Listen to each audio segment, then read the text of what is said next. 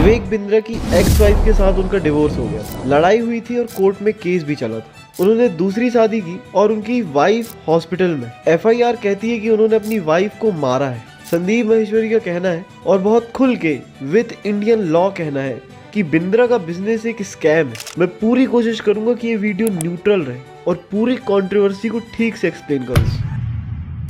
आप सीधे कंट्रोवर्सी में जा सकते, पर मैं बोलूंगा सुन लो। मेरा नाम सरजीत है, मैं बुक लिखता हूँ, 3 पब्लिश्ड है और 6 लिखी, 2 अच्छा परफॉर्म कर रही। मेरे सोचने का तरीका वैल्यू बेस्ड है, इसलिए दर्शन प्रोडक्शन की शुरुआत से ही वैल्यू ड्रिवन कंटेंट दिया, मेहनत की, आप देख सकते हो। इस कंट्रोवर्सी और आने वाली हर एक कंट्रोवर्सी में मैं पैसे कमाऊंगा, व्यूज लूंगा, and I think there is nothing wrong with this. अगर मेरे इंटेंशन साफ है तो, अगर मैं ठीक कंटेंट प्रोवाइड कर रहा हूँ तो। I am going through a really tough time and I will not lie at the moment. I swear on my own books, मेरे इंटेंशन साफ है। Be with me to consume true value. Firstly let's talk about business controversy. Basically Vivek Bindra ने अपना business शुरू किया था, बड़ा business. तब के उनके वीडियोस को देख के लगता है कि उनका इंटेंट क्लियर था। भले ही उनकी पीएचडी किसी और यूनिवर्सिटी से, जिस यूनिवर्सिटी को इंडिया वैलिड नहीं मानता, पर that person has the knowledge of business and Gita. But with time उनका एक प्रोग्राम था आईबीसी, जो प्रॉब्लमेटिक बन गया। आईबीसी का मतलब है इंडिपेंडेंट बिजनेस कंसल्टेंट। इस प्रोग्राम से कोई भी अपने आप को विवेक बिंद्रा के ऐप के कंटेंट से एजुकेट करके बिजनेस कंसल्टेंट बना सकता था। ऐप में हर बिजनेस की प्रॉब्लम का सॉल्यूशन था और उस प्रॉब्लम की सॉल्यूशन बोल के आईबीसी ऐप में पड़े कोर्सेज को सेल कर सकता था। सेल करता तो उसे पैसे मिलते कमीशन से। बिंद्रा ने बोला कि ये कोई ऐसी वैसी स्कीम नहीं है, एमएलएम वालों जैसे मेंबरशिप दे दी, ऐसा कुछ भी नहीं है। पर ये लोग फ्रेंचाइजी ओनर्स हैं, इन्होंने बड़ा बिजनेस की फ्रेंचाइजी ली है। ये लोग सच में वैल्यू ड्रिवन प्रॉब्लम सॉल्वर्स हैं। भले ही विवेक को बिजनेस का बहुत नॉलेज है, पर ये पूरा का पूरा मूव मार्केट में सक्सेसफुल होने के बाद भी बहुत बड़ा फेलियर बन गया। वो ऐसे कि जिन लोगों को विवेक ने आईबीसी बोला, फ्रेंचाइजी ओनर्स बोला, उनमें से ज्यादातर बेचारे अपने आप को ठगा हुआ महसूस करते, क्योंकि उनको ये सपना दिखा के कोर्स बेचा गया था, आपको बहुत पैसे मिलेंगे और बहुत नॉलेज मिलेगा, आप 50,000 या 1 लाख रुपए दो। पर बहुत पैसे और बहुत नॉलेज नहीं मिली। लोगों को लगा कि इतने सारे पैसे देके इतना सा मिला, ये नॉलेज तो यूट्यूब में भी मिल सकता था, किसी बुक में भी मिल सकता था, गूगल में मिल सकता था। इतने पैसे देने के बाद लोगों के पास 2 ऑप्शन थे। ठीक है, मैंने बिजनेस सीख लिया,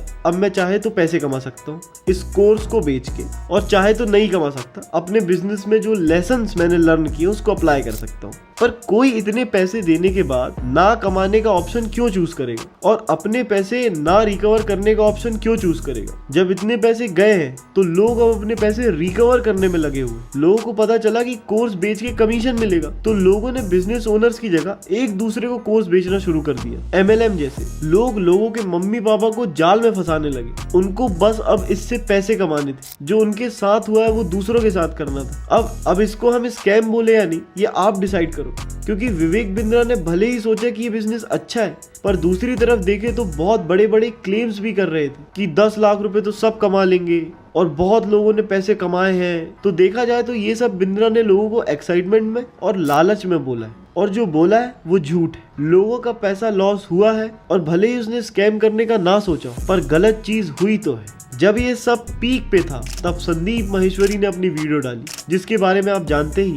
और जब विवेक बिंद्रा ने खुद बोला कि ये वीडियो मेरे बारे में, और संदीप के पास अपने एम्प्लॉइज को भेजा बात करने के लिए, तो संदीप के लिए सब कुछ बहुत क्लियर हो गया। फिर उन्होंने एक न्यू वीडियो डाली, क्योंकि विवेक ने जो अपना 10 डेज MBA नया लॉन्च किया है, उसका पहला लेक्चर यूट्यूब में डाला। शुरू में 30 मिनट संदीप के बारे में बात की। इससे उस 1.5 घंटे की वीडियो में व्यूज भी आ गए, 10 डेज MBA प्रोग्राम प्रमोट भी हो गया, और इन्होंने संदीप माहेश्वरी को रिप्लाई भी दे दिया। उस वीडियो में उन्होंने थोड़ा ऐसा पोर्ट्रे किया कि संदीप थोड़ा डर रहे हैं इनसे। फिर संदीप ने नेक्स्ट वीडियो अपलोड की, उसमें इन्होंने कुछ प्रूफ्स दिखाए, कुछ लीगल डॉक्यूमेंट्स दिखाए, और विवेक को चिढ़ाया भी और बोला कि मैं किसी से नहीं डरता हूँ भाई। लीगल डॉक्यूमेंट्स में उन्होंने बताया कि गवर्नमेंट ने सारे MLM बिजनेसेस को बैन कर दिया, और सबसे इंपॉर्टेंट, अगर कोई व्यक्ति किसी प्रोडक्ट को खरीदता है और उसे लगता है कि वो अनसेटिस्फाइड है, उसे झूठे प्रॉमिस किए गए हैं, तो वो कंप्लेंट भी फाइल कर सकता है और ये इलीगल भी है। Sandeep also came very strong because he is really helping people to cover their losses and also involving himself fully to expose this scam. उन्होंने ये भी बोला कि मैं यूट्यूब चैनल को मोनेटाइज कर लूंगा और उन पैसों से केस लड़ूंगा, बड़ी से बड़ी लॉ फर्म को हायर करूंगा आप लोगों के पैसे वापस दिलाने के लिए। विवेक ने ये सब भी बोला था कि संदीप ने बिजनेस कंसल्टेंसी के लिए पैसे लेने की बात की, ऐसे अखबारों में इश्तेहार दिए। I think that's okay if he wants to do a business and earn more money, what's the problem in that. ये तो उनके मोटिवेशन और सेल्फ हेल्प वाले सोशल काम से अलग है। ऑफ कोर्स उनका मोटिवेशन वाला सोशल काम और इमेज बाजार बिजनेस बहुत जेन्युइन है। व्यूज के लिए उन्होंने स्कैम को एक्सपोज करना शुरू किया है, इस बात को बोलना शायद सही हो सकता है, पर अगर वो समाज सुधार कर रहे हैं तो उसमें प्रॉब्लम क्या है? एट द लास्ट सोसाइटी का फायदा ही तो हो रहा है। Now let's talk about Vivek's personal controversies that are going on right now. Actually Vivek Bindra की जो एक्स वाइफ थी उन्होंने अपनी कंप्लेंट में ये बताया था और बहुत साफ बोला था कि विवेक से मुझे जान का खतरा है। जब ये बात कोर्ट तक पहुंची तो एट द एंड विवेक का डिवोर्स हो गया। अब उन लोगों के बीच में क्या प्रॉब्लम्स थी वी डोंट नो। बात यह है कि विवेक बिंद्रा का पूरा बिजनेस उनकी इमेज के कारण चलता है। अगर विवेक की इमेज मार्केट में खराब हो जाती है तो सब उनके बारे में निगेटिव परसेप्शन बनाने लगते हैं। लोग उन्हें एक गीता पढ़ने वाला नॉलेजेबल बिजनेसमैन मानते थे और इसलिए उनके कोर्स खरीदते थे, वीडियो देखते थे। और बड़ा बिजनेस देखा जाए तो है क्या? विवेक बिंद्रा का एक ब्रांड। इसलिए जैसे ही बिंद्रा के बारे में मार्केट में कोई नेगेटिव परसेप्शन आता है तो वो उसको जल्दी खत्म करने में लग जाता है। लास्ट टाइम जब उनका केस चल रहा था तब किसी को इसके बारे में नहीं पता था। तब तक नहीं पता था जब तक उन्हें कोर्ट में वीडियो बनाते हुए नहीं देखा गया, वो भी पेशी के दौरान। फिर उनका फोन चेक करने ले गए और न्यूज में ये बात सामने आई। सारे न्यूज वालों ने बोला कि बिंद्रा को गिरफ्तार कर लिया गया, पर गिरफ्तार नहीं किया गया था, बस चेक करने ले गए थे। और ये भी पता चला कि उनके फोन में बाद में कुछ नहीं निकला। पुलिस के एक लेटर को प्रिंट कराया गया जिसमें ये लिखा था कि विवेक बिंद्रा को गिरफ्तार नहीं किया गया था, बस फोन चेक करने के लिए पुलिस स्टेशन ले जाया गया और उनके फोन में कुछ नहीं मिला। उसी पुलिस के लेटर के बेस पे बिंद्रा ने सबको लीगल नोटिस भेजा और सारी वीडियोस डिलीट करा दी। हमें भी लीगल नोटिस आया था, तब लोग इस बात को भूल गए और फिर बिंद्रा ने दूसरी शादी कर ली। अभी 6 दिसंबर को शादी के दूसरे दिन बिंद्रा की उनकी मम्मी के साथ लड़ाई हो रही थी। ये सब FIR में लिखा है जो बिंद्रा की न्यू वाइफ के भाई ने लिखवाया है। मम्मी से लड़ाई जब बहुत ज्यादा होने लगी तो वाइफ बीच में आ गई और फिर जो भी हुआ उसके बाद बिंद्रा ने अपनी वाइफ को एक कमरे में बंद करके मारा, इतना कि उनको चोट आई, सिर में भी बहुत चोट है और सुनाई देना कम हो गया, लाइक सीरियस चोट। This is brutal and shameless.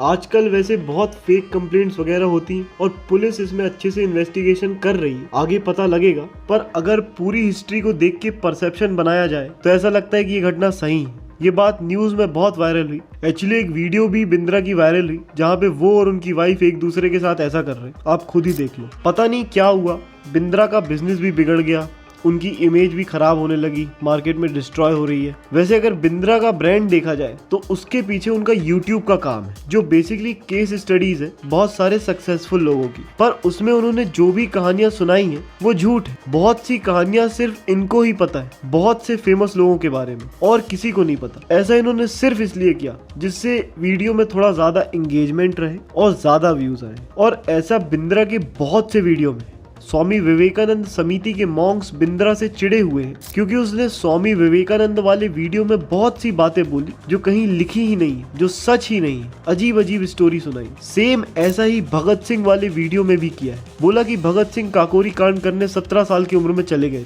जो ऑब्वियसली सही नहीं है। तब तक उन्होंने HSRA ज्वाइन भी नहीं की थी। लोगों ने और वीडियोस के बारे में बताया जहां उन्होंने गलत इंफॉर्मेशन दी है। खासकर बंगाल वाली वीडियो में उन्होंने बंगालियों को बुरा भला बोला है और सबसे इम्पोर्टेंट राइटर्स को आलसी बोला है। जो भी उन्होंने बताया वो बस व्यूज के लिए था, ज्यादा व्यूज। उनको सोसाइटी में इसका क्या इम्पैक्ट होगा उससे कोई मतलब नहीं था। लोगों तक सही या गलत कैसी इंफॉर्मेशन पहुंचेगी उससे कोई मतलब नहीं था। उनको बस अपना ब्रांड बनाना था, ब्रांड बड़ा करना था और यूट्यूब से बस एक बड़ा बिजनेस बनाना था। तो उन्होंने बना दिया बड़ा बिजनेस। इससे कुछ बातें तो साफ हो जाती कि अगर आप किसी बिजनेस को सोसाइटी में घपला करके कर रहे हो तो पक्का कभी ना कभी वो सामने आ ही जाता है। अगर आपके एम्पायर का बेस मजबूत नहीं है तो एंड में आप बस सफर ही करोगे, कुछ नहीं होगा। एक दिन पर्दाफाश हो जाएगा।